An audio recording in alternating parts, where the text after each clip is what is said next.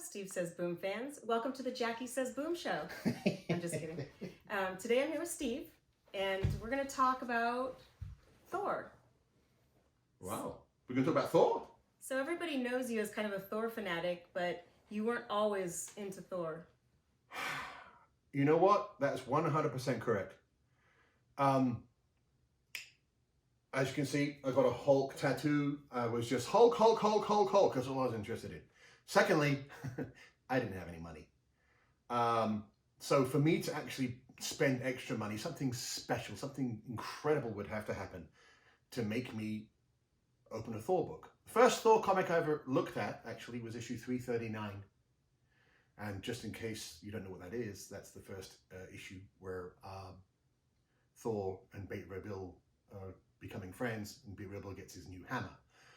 I was totally confused. I didn't really like the art. Oh, I know it's very taboo to say, but it was my first issue. And I was like, I was lost in it. I was like, well, I don't understand. And I didn't carry on reading. It's like, okay, whatever. Okay. So, months and months pass. Somehow, it's lost to me in the winds of time. Somehow I ended up finding this issue. This is Thor 383. Okay? Walt Simonson finished his issue at 382, and this was a fill-in issue by Tom DeFalco and Ron Frenz. As you can see, it's a Secret Wars crossover issue. I knew Secret Wars very well. And I was like, okay, let me have a look at this. Let me have a look at this book. I'm hoping and praying that some of you have taken a look at this issue, or have seen it, or were there at the time. Ron Frenz was drawing his best version of John Buscema that he'd ever done. Tom DeFalco was writing his best Stan Lee he could ever do. And it's a wonderful story about, and it takes place in one issue. It's just one single story in one issue. That's how you grab someone's attention if they're not a massive fan. You cannot get into a character with a 6-issue or 12-issue epic. Every now and again, you have to have one issue that has just one single story in it. That was mine. Basically, the story is the Enchantress tries to tell her sister about, love and affection, about, hey, sometimes, you put your little pettiness aside because, you may end up burning bridges. So she tells a story about how she may have had a relationship with Thor if she hadn't have been so petty during the Secret Wars. It's beautifully drawn. It's colored. And I was just like, whoa, this is unbelievable. And I was like, I have to start reading Thor. I have to start reading Thor. I had no idea that was supposed to be just them guys doing one issue. I had no idea. I just thought, I hoped, hey, maybe this is going to come on. So that was the first issue that got me primed.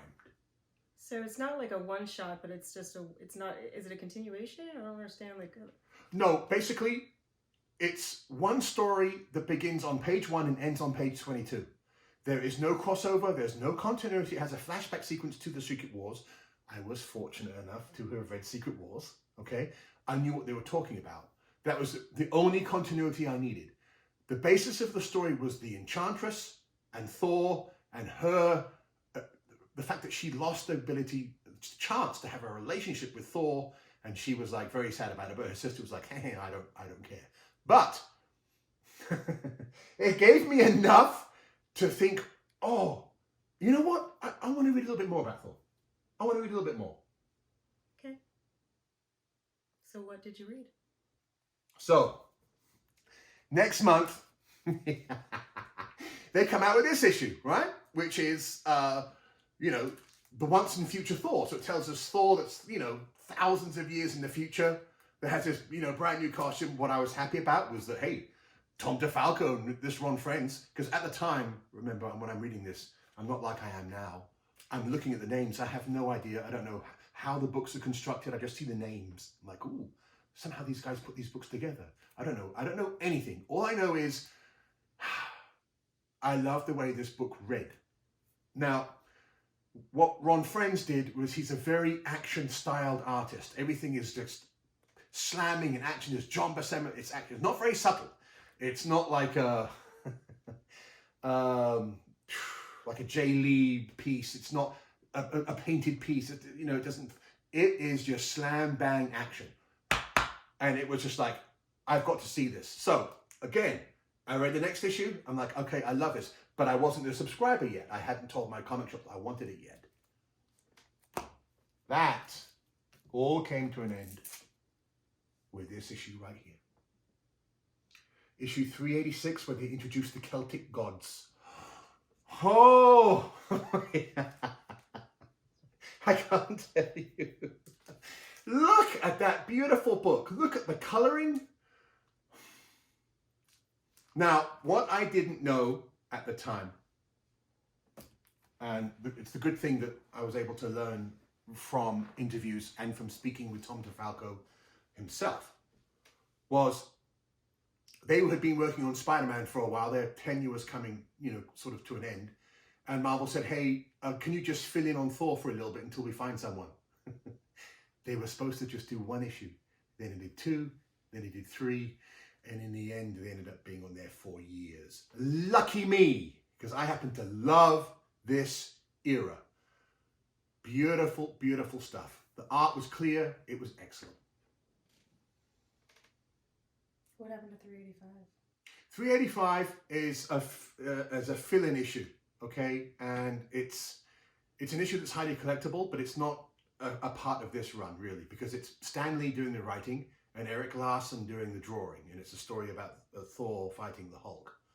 Did Larson do anything else in this run? No, he just did a little fill-in. So it was sort of an aberration. And I was like, ooh, okay. And I remember, there's no computers, there's not knowing anything. I just thought, oh, my guys, they've left the book. At that time, I wasn't, my comic shop, we were living in the Stone Age, by the way, in England at that time. No one knew anything. So by the time we get to, I've read 386 with the Celtic gods. And then the Coup de Grace, the story that I love the most. And I actually managed to corner Tom DeFalco at the San Diego Comic-Con in 1995. And I was able just to talk and talk and talk about these issues right here. This right here is a story called Alone Against the Celestials. It is a tour de force. Please look at these issues, okay? Look at that, okay? And it's very appropriate right now because we're going to have an Eternals movie coming out pretty soon. We're going to see the Celestials on the big screen. So take a look at this.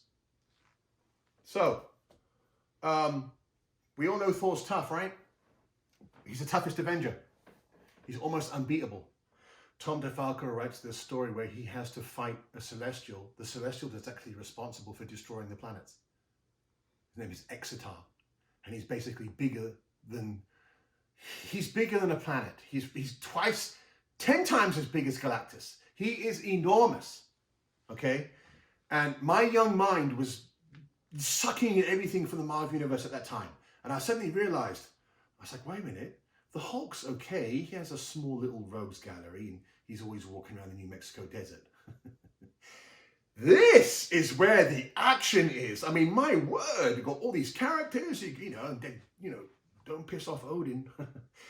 All of this stuff going on.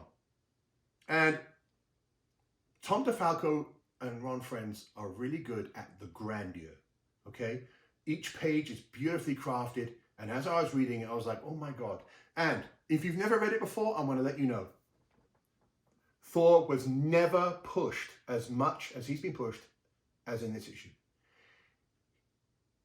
The hammer is smashed. He's fighting with his bare hands. He's completely and utterly beaten. Beaten. And he still won't give up. That's what made me fall in love with Thor. And at that time, after I read 389... Newsstand. Oh, yes, newsstand. After I read that issue, I made the conscious decision at that very young age, in a quite arrogant fashion, that I was going to get every single Thor that's ever been published. So I went back to my comic shop. And I said to the owner, I said, I know you've been buying me Hulks for a couple of years. I said, right now, I want you to start finding Thors all day long.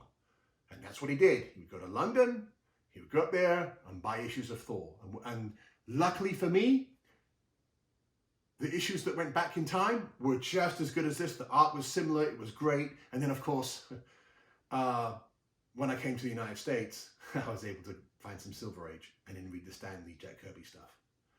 So, anyone who knows me, yeah, like always hardcore, you know, silver and bronze.